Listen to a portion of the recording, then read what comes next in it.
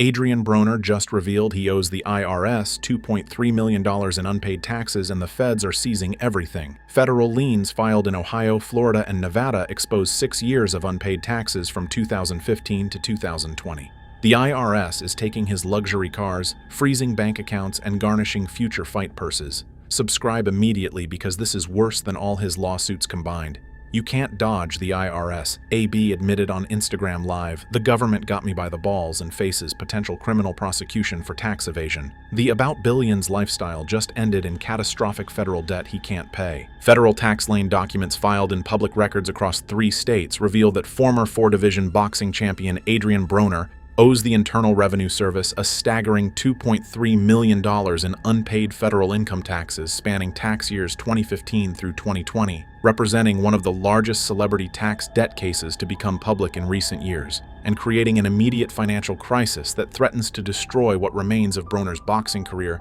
and personal wealth. The detailed breakdown of Broner's tax obligations shown in the filed liens reveals a pattern of escalating debt across multiple years. $387,000 owed for tax year 2015, $498,000 owed for tax year 2016, $612,000 owed for tax year 2017, $521,000 owed for tax year 2018, and $308,000 combined for tax years 2019 and 2020. These amounts represent not just the original unpaid tax obligations, but also substantial penalties and interest that have compounded monthly at federal statutory rates since the original filing deadlines, meaning the actual tax bills Broner failed to pay were somewhat lower, but have grown substantially through accumulating late payment penalties, failure to file penalties, and interest charges that the IRS applies automatically to all delinquent accounts. Financial analysis of Broner's boxing earnings during this 6-year period indicates he generated approximately $5.8 million in documented fight purses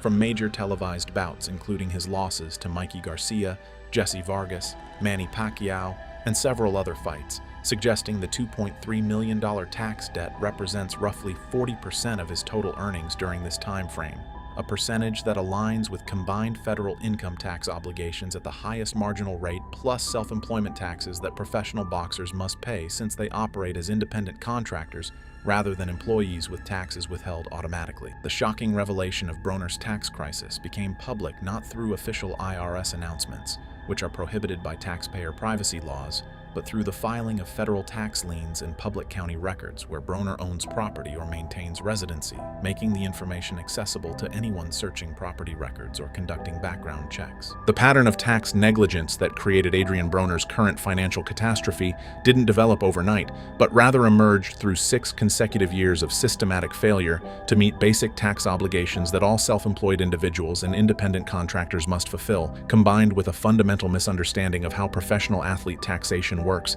and a lifestyle spending pattern that consumed 100% of earnings immediately upon receipt, without any allocation for future tax liability. Professional boxers like Broner operate as independent contractors who receive fight purses as gross income with no taxes withheld by promoters, meaning they are personally responsible for calculating their tax obligations, making quarterly estimated tax payments to the IRS throughout the year, and filing accurate annual returns documenting all income and properly claimed deductions. Multiple former accountants who worked with Broner during the 2015 through 2020 period have stated in background interviews that they repeatedly warned him about the necessity of setting aside approximately 37% of each fight purse for federal income tax at the highest marginal rate, plus additional percentages for self-employment tax that covers Social Security and Medicare contributions, plus state income taxes in jurisdictions where fights occurred or where Broner maintained residency. These warnings were consistently ignored as Broner adopted what financial advisors describe as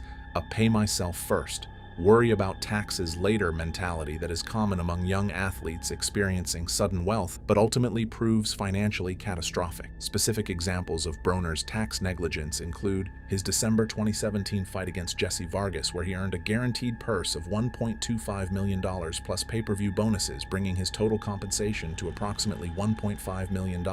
Yet he paid $0 in estimated quarterly taxes that year and instead spent the entire amount within 3 months on luxury purchases, strip club appearances, jewelry, and supporting his entourage. Former members of Broner's team report that he fired at least 3 different certified public accountants between 2015 and 2019 specifically because they insisted he needed to pay quarterly estimated taxes and maintained that he couldn't afford the lifestyle he was living if he wanted to remain tax compliant. Broner's decision to maintain residences and spend significant time in 3 different states, Ohio, Florida, and Nevada, further complicated his tax situation by creating multi-state filing requirements. The Internal Revenue Service has filed 3 separate federal tax liens against Adrien Broner in 3 different states where he owns property or maintains residency, making his tax debt a matter of public record and giving the federal government legal claim to virtually all of his current assets and any future income until the debt is fully satisfied. The Ohio lien totaling $847,322 was filed in Hamilton County, where Broner owns a residential property purchased in 2014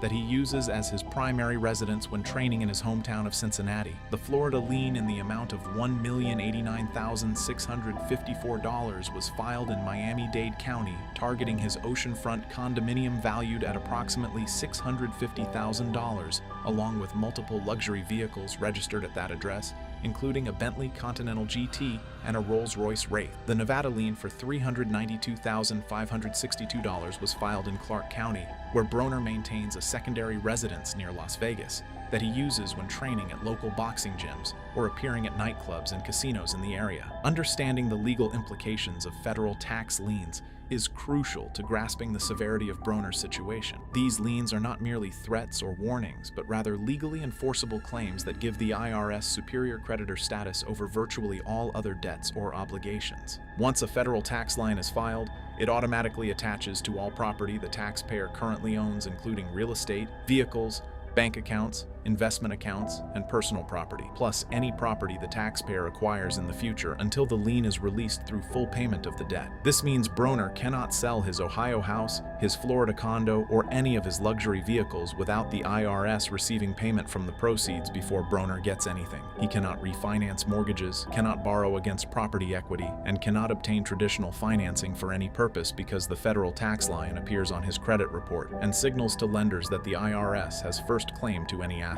Perhaps most devastating for someone attempting to maintain a professional boxing career, the liens attach to future earnings automatically, meaning any fight purse Broner earns will be subject to immediate garnishment, with the IRS taking up to 70% directly from the promoter before Broner receives any payment. The public nature of federal tax liens also creates reputational damage, as the filings appear in public records searchable by media outlets, potential business partners, and anyone conducting background checks. Financial records, social media posts, and eyewitness accounts from former associates paint a comprehensive picture of the extravagant spending patterns that left Adrien Broner unable to meet his tax obligations despite earning millions of dollars from boxing during the 2015 through 2020 period when his tax debt accumulated. Perhaps the most notorious aspect of Broner's spending involved his documented strip club habit that multiple sources estimate cost him approximately $80,000 monthly during peak years, with receipts and bottle service bills from Atlanta, Miami, and Las Vegas clubs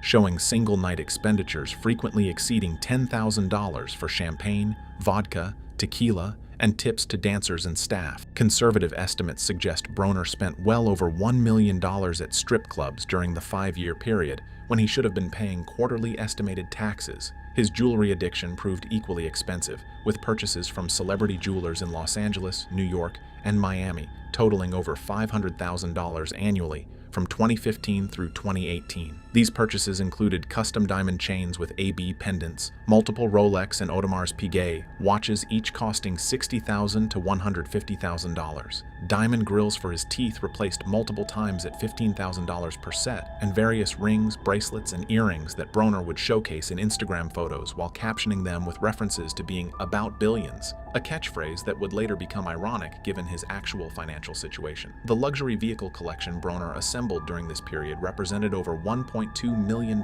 in depreciating assets purchased during years when he wasn't paying income taxes. A Bentley Continental GT purchased for $240,000, a Rolls-Royce Wraith costing $330,000, a Mercedes G-Wagon at $150,000, a Lamborghini Urus for $230,000, and a Ferrari 488 purchased for $280,000. Beyond these major purchases, Broner maintained a lifestyle of constant luxury spending, including designer clothing from Gucci, Louis Vuitton, and Balenciaga averaging $15,000 monthly, frequent private jet rentals costing $20,000 per trip when commercial first-class tickets would have cost $500, and most significantly, an entourage of 10 to 15 people on his payroll, including trainers, managers, friends, and associates who traveled with him, ate at expensive restaurants on his tab, and lived off his earnings without contributing to his income. While Adrien Broner has faced numerous legal challenges throughout his career, including the $830,000 civil judgment from a sexual assault lawsuit,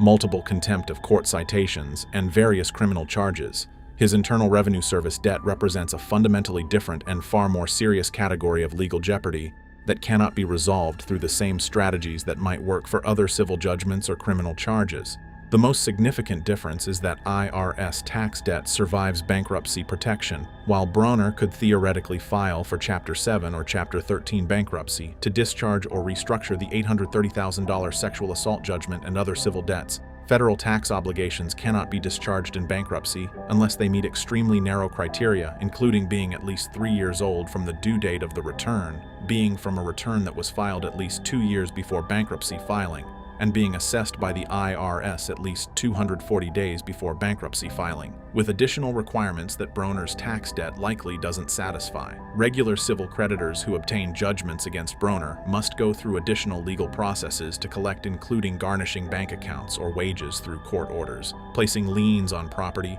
or requesting court permission to seize assets, processes that can take months or years and provide opportunities for negotiation or settlement. In contrast, the IRS has extraordinary collection powers that don't require court approval. They can levy bank accounts through administrative action, garnish wages and other income by simply sending notice to employers or payers, seize vehicles and other personal property through direct action, and place liens on all property automatically without needing judicial authorization. The psychological difference is also significant. Most people fear their regular creditors to some degree, but understand they can be negotiated with, settled with for less than full amount, or potentially outlasted if the creditor gives up collection efforts. The IRS never gives up, never settles for substantially less than owed unless the taxpayer truly has no ability to pay ever, and pursues debts for decades with interest compounding daily until full payment is achieved or the taxpayer dies and the debt is collected from their estate. Perhaps most terrifying is the criminal prosecution risk that exists with tax debt but not with civil judgments. While failing to pay a court judgment might result in contempt of court charges carrying potential jail time, those charges are typically civil contempt aimed at forcing payment rather than punishing the debtor. The Internal Revenue Service's collection action against Adrien Broner has moved beyond merely filing liens and sending warning letters to active asset seizure and income garnishment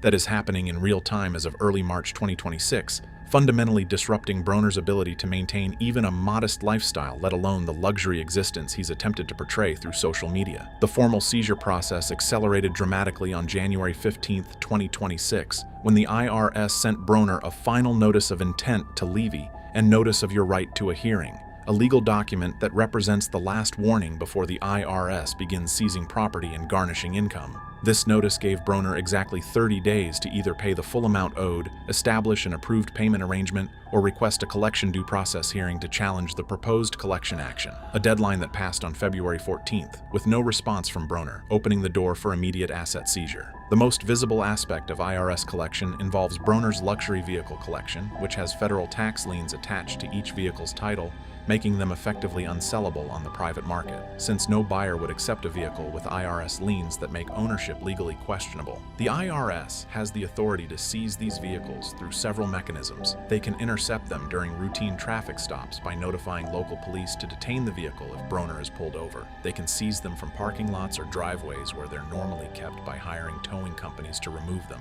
or they can wait for Broner to bring vehicles in for service and seize them from repair shops or dealerships. His Miami oceanfront condominium, purchased for approximately $650,000 in 2016, now has the $1 million Florida tax lien attached to its title, preventing Broner from selling the property, refinancing the mortgage, or borrowing against equity. If Broner fails to pay the tax debt, the IRS has authority to force a foreclosure sale, where the property is auctioned to the highest bidder with proceeds going directly to satisfy his tax obligations. Bank account levies have already been executed with devastating effect. On February 20th, 2026, the IRS sent a notice of levy to Bank of America, where Broner maintains his primary checking account, resulting in the immediate freeze and seizure of $14,782 that was in the account at the time of levy. Following the public revelation of his tax crisis, Adrien Broner's attorneys and tax advisors explored every available option for resolving his $2.3 million IRS debt through payment arrangements, settlement programs,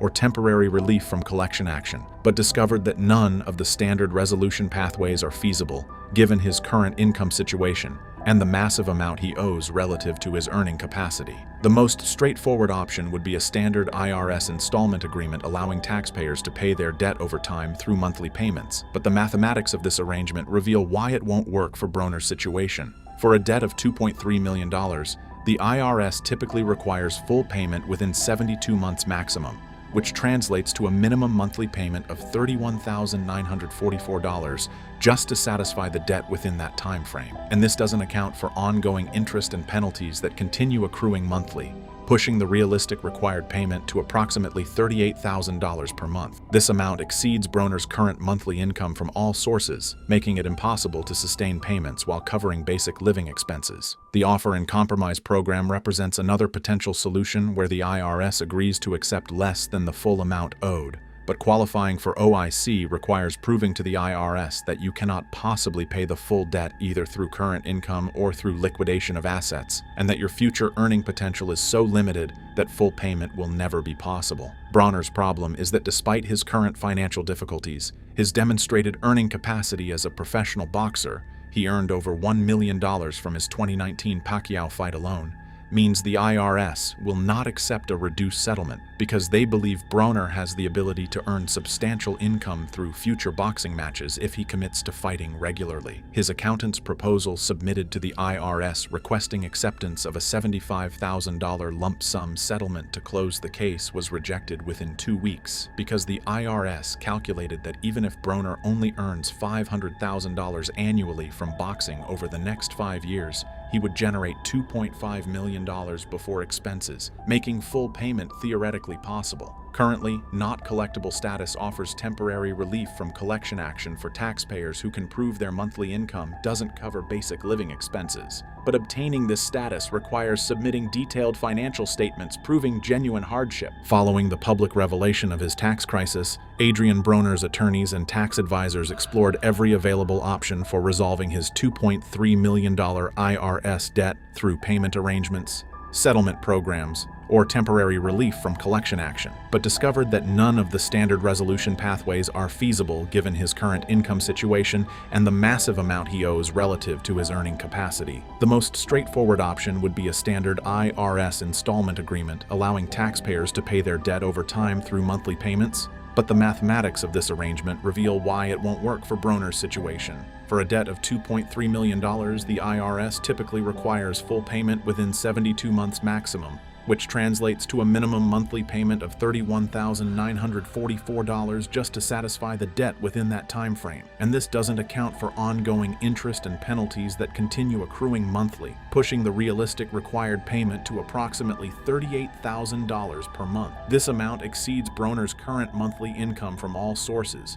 making it impossible to sustain payments while covering basic living expenses. The offer in compromise program represents another potential solution where the IRS agrees to accept less than the full amount owed, but qualifying for OIC requires proving to the IRS that you cannot possibly pay the full debt either through current income or through liquidation of assets, and that your future earning potential is so limited that full payment will never be possible. Broner's problem is that despite his current financial difficulties, difficulties, his demonstrated earning capacity as a professional boxer, he earned over $1 million from his 2019 Pacquiao fight alone, means the IRS will not accept a reduced settlement because they believe Broner has the ability to earn substantial income through future boxing matches if he commits to fighting regularly. His accountant's proposal, submitted to the IRS requesting acceptance of a $75,000 lump sum settlement to close the case, was rejected within 2 weeks because the IRS calculated that even if Broner only earns $500,000